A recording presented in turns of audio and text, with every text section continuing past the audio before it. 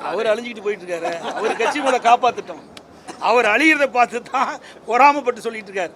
ஒவ்வொன்றா கொஞ்சம் கொஞ்சமாக இன்றைக்கி கப்பல் வந்து ஓட்டையாகி தண்ணி இல்லை வந்து நிரம்பிக்கிட்டு இருக்குது. அந்த டிடியுடைய கப்பல் முழுகி கொண்டிருக்கின்றது. விரைவாக அந்த முழுகி பாஜக கூட்டணியில் இருக்கனால முழுகுதா? அப்படியெல்லாம் கிடையாது, தானாக முழுகிடும். திமுக அரசு நீங்க வந்து திமுக அரசை மட்டும்தான் வந்து விமர்சிக்கிறீங்க. எந்த நிலையிலும் வந்து மத்திய அரசுக்கு எந்த விதமான விமர்சனமும் நீங்க வைக்க மாட்டீங்க. மத்திய அரசு மேல எந்த குற்றச்சாட்டுகளையும் வைக்க மாட்டீங்க. உங்களுக்கு அதற்கான தைரியம் இல்லைன்னு ஈரோடு கூட்டத்தில் முதலமைச்சர் ஸ்டாலின் பேசினாரு. அதுக்கு உங்களுடைய பதில்? சரி, இந்த அரசாங்கம் வந்து மத்திய அரசை இன்னும் எதிர்த்துருக்குது. 43 மாத காலம் ஆகுது. திராவிட முன்னேற்ற கழக அரசு அமைச்சு 43 மாத காலம் ஆகுது. 43 மாத கால ஆட்சியில் மத்திய அரசாங்கத்தை எங்கே எதிர்த்துருக்குறாங்க சொல்லுங்கள். அப்போ திரு மோடி அவர்கள் பிரதமராக இருந்து அனைத்து இந்திய அண்ணா திராவிட முன்னேற்ற கழகம் ஆட்சியில் இருக்கும்போது, திராவிட முன்னேற்ற கழகம் எதிர்கட்சியாக இருக்கும்போது போய் கருப்பு கொடை பிடிச்சாங்க, கருப்பு கொடை விட்டாங்க, கருப்பு பலூன் விட்டாங்க. இப்போ வெள்ளை கூட போய் பிடிக்கிறார்.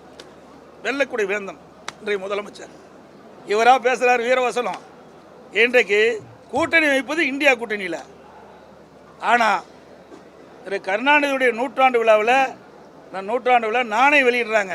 யாரை கூட்டியாந்து வெளியிடுறாங்க? மத்திய அமைச்சரை கூட்டியாந்து விடுறாங்க. இரட்டை வேடம் போடுகின்ற கட்சி தான் திமுக கட்சி. அண்ணா திமுக அப்படி அல்ல. எதை எதுக்க வேணுமோ அப்பொழுது அதை எதிர்ப்போம். மக்கள் பாதிக்கக்கூடிய திட்டம் தமிழகத்தில் வருகின்ற போது எதிர்த்தோம். பாதுகாக்கப்பட்ட வேளாண் மண்டலம் மீத்தேன் கொண்டு வந்தது திமுக. டெல்டா மாவட்டம் பாதிக்கக்கூடிய சூழ்நிலை ஏற்பட்டது. திரு ஸ்டாலின் அவர்கள் தொழில்துறை அமைச்சராக இருந்தபோது தான் அவர் முன்னிலையில் தான் அந்த ஹைட்ரோ கார்பன் புரிந்துணர்வு ஒப்பந்தம்லாம் போட்டாங்க. விவசாயிகள் பாதிக்கப்படுகின்ற அந்த திட்டத்தை அனைத்து இந்திய அண்ணா திராவிட முன்னேற்ற கழக அரசு, அம்மா அரசு இருக்கின்ற பொழுது அதுக்கு சட்டம் கொண்டு வந்து நிறைவேற்றப்பட்டு பாதுகாக்கப்பட்ட வேளாண் மண்டலமாக அறிவிக்கப்பட்டு விவசாயிகளை பாதுகாத்த அரசாங்கம் அதிமுக அரசாங்கம். அதே போல் காவிரி நதிநீர் பிரச்சனை வந்தது, உச்சநீதிமன்றம் தீர்ப்பளிச்சது. ஆனால் அதை நடைமுறைப்படுத்த மத்திய அரசு, பாரதிய ஜனதா அரசு காலம் தாழ்த்திய காரணத்தினால் 22 நாட்கள் அனைத்து இந்திய அண்ணா திராவிட முன்னேற்ற கழக நாடாளுமன்ற 37 பேர் தொடர்ந்து அவையை ஒத்தி வைக்கின்ற அளவிற்கு அழுத்தம் கொடுத்தோம். அதனால் உச்சநீதிமன்றம் அளித்த தீர்ப்பை மத்திய அரசு நடைமுறைப்படுத்தியது. இன்னைக்கு நீட் தேர்வுங்கிறீங்களா? நீ வாயிலேயே பேசுகிறீங்களா? திராவிட முன்னேற்ற கழகம் ஆட்சிக்கு வந்த உடனே முதல் கையெழுத்து நீட் தேர்வு ரத்து செய்யப்படும் என்று. நீட் தேர்வு கொண்டு வந்ததே காங்கிரஸும் திமுக தான். ஆனால் அழகாக பேசி உங்கள் ஊடகம் பத்திரிகையும் அவர்களுக்கு சப்போர்ட் பண்ணி ஏதோ அவர்கள் நீட் தேர்வை எதிர்ப்பது போல ஒரு நாடகத்தை அரங்கேற்றிட்டு இருக்காங்க. ஏன் நாடாளுமன்றத்தில் அழுத்தம் கொடுக்கல? இதை நிறைவேற்றக்கூடிய இடம் நாடாளுமன்றம்.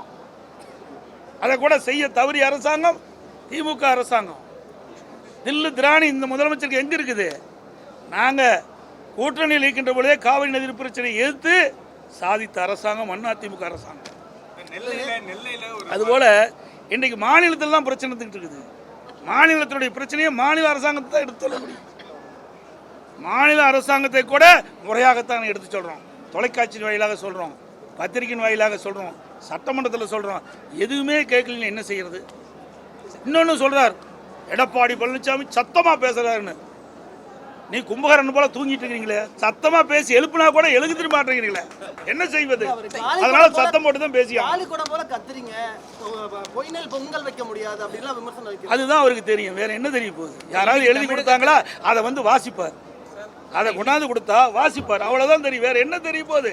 நான் தான் சொல்றேன்னு, அனைத்து இந்திய அண்ணா திராவிட முன்னேற்ற கழக கட்சியும் சரி, அரசும் சரி, மக்களுக்கு பாதிப்பு கிடைக்கக்கூடிய எந்த திட்டத்தை இருந்தாலும் எதிர்ப்போம். முதல் எதிர்ப்பு குரல் கொடுக்குது அதிமுக தான். அம்பேத்கர் குறித்து ஒன்றிய அமைச்சர் அமித்ஷாவுடைய கருத்துக்கு அதிமுகவினுடைய பொதுச் செயலாளராக உங்களுடைய கருத்து என்ன? ஏற்கனவே அறிவிச்சவர் ஜெயக்குமார் மூலமாக தெளிவாக படுத்திருக்கிறார்.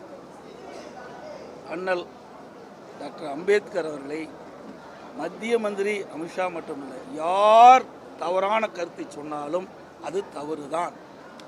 அதை தெளிவுபடுத்திட்டார். அன்றைய தினமே தெளிவுபடுத்திட்டாங்க.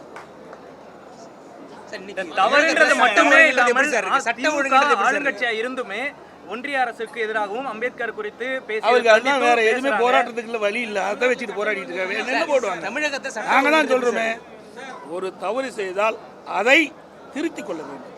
தவறு செய்யாத மனிதனே கிடையாது. எத்தனை தவறு செஞ்சுருக்காங்க இந்த ஸ்டாலின்? நல்லா சொல்லுங்க பார்க்கலாம். நீங்கள் பத்திரிகையாளர் ஊடக நபர்கள் முழுமையாக இதெல்லாம் காட்ட வேணும்.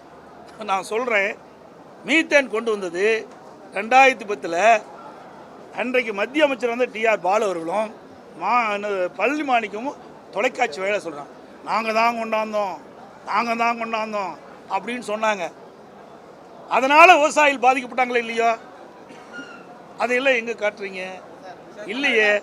ஆக மக்கள் பாதிக்கக்கூடிய திட்டம், விவசாயிகள் பாதிக்கக்கூடிய திட்டம் எல்லாமே செஞ்சது திமுக தான். சார், இன்னைக்கு தமிழகத்துல சட்ட ஒழுங்கு எப்படி இருக்கு? நெல்லையில நீதிமன்றத்துக்கு வெளியே வந்து வெட்டுறாங்க செய்யப்படுறாரு. நீதிமன்றம் கண்டனத்துக்குள்ளான காட்சிகள் வந்து எல்லா சமூக வலைதளங்கள்ல நான் அதான் ட்விட்டர்ல அழகா போட்டுனேன் தம்பி. நீங்க ஒரு எதிர்ப்பு தெரிவிச்சீங்க. அமைச்சர் ரகுபதி வந்து அதிமுக ஆட்சி காலத்திலயும் இதே போல தான் இருந்தது, மக்கள் வெளியே நட முடியாத மாதிரி ஒரு சூழ்நிலை இருந்தது. அது ஒரு கவுண்டர் அதுங்க நான் ஏற்கனவே இன்னைக்கு ட்விட்டர்ல பார்த்துருப்பீங்க எந்த அளவுக்கு நாங்கள் அண்ணனுடைய ட்விட்டரில் பார்த்துருப்பீங்கன்னு நினைக்கிறேன். எவ்வளோ கடுமையாக கொடுத்துன்னு பார்க்குறீங்க. அவர் வேட்டி மாற்றி கட்டிட்டு போய் அங்கே இருக்கிறார், புரியுதா? அவர் அடையாளப்படுத்திட்டு இருந்தால் தான் அங்கே மந்திரி பதவி தப்பும், அதுக்காக பேசிகிட்டு இருக்கார். அனைத்து இந்திய அண்ணா திராவிட முன்னேற்ற கழகத்துடைய ரத்தத்தை வீரவியாக செஞ்சு அவர் சட்டமன்ற உறுப்பினராக்கினாங்க. மாண்புமிகு புரட்சித் தலைவி கருணையால் அவருக்கு அமைச்சர் பதவி கொடுத்து தமிழ்நாட்டுக்கு அடையாளம் காட்டப்பட்ட கட்சி அதிமுக கட்சி. அந்த நன்றியை மறந்து பேசுகின்ற அமைச்சர் ரகுபதி. அவர் என்ன நாங்கள் தவறு செஞ்சுருக்கிறோம் என்கிட்ட பேசுகிற? அங்கே இருக்கிற ஊடகத்திலையும் பத்திரிகை வந்த செய்தி, காவல்துறை குற்றவாளிகளை பிடித்து தான் சொல்கிறாங்க. அங்கே இருக்க வழக்கறிஞர் இல்லை நாங்கள் தான் பிடிச்சி கொடுத்தோன்னு சொல்கிறாங்க. அப்படி சட்ட ஒழுங்கு அடியோடு சீர்கட்டு விட்டது. இன்றைக்கு அண்ணா நகரில் ஒரு சிறுமி பாலியல் தொல்லைக்கு ஆளாக்கப்பட்டிருக்கிறாங்க.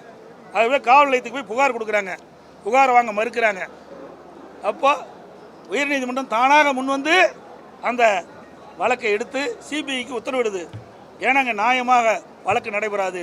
இங்கே இருக்கின்ற காவல்துறை அதிகாரிகள் அந்த வழக்கை பதிவு செய்யாத காரணத்தினால் இங்கே அந்த குற்றவாளிகள் தப்பித்து விடுவார்கள். நியாயமாக வழக்கு நட வேண்டும், அந்த பாதிக்கப்பட்டவர்கள் நீதி கிடைக்கும் என்பதற்காக சிபிஐ விசாரணை மேற்கொள்ள வேண்டும் உத்தரவு பிடிக்கிறாங்க.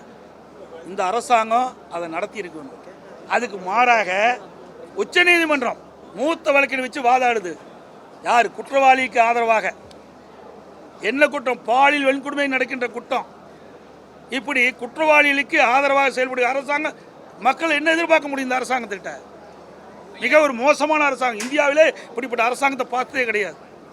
பாலியல் வன்கொடுமைக்கு ஆளாக்கப்பட்டு நியாயம் கிடைக்காத நீதிமன்றத்தின் மூலமாக சிபிஐ விசாரணைக்கு உத்தரவிட்ட பிறகு அதை எதிர்த்து உச்சநீதிமன்றம் சொன்ன அரசாங்கம் இந்த விடியா திமுக அரசு. இவர் பேசுவதற்கு எந்தவித ஒரு தகுதியும் இல்லை.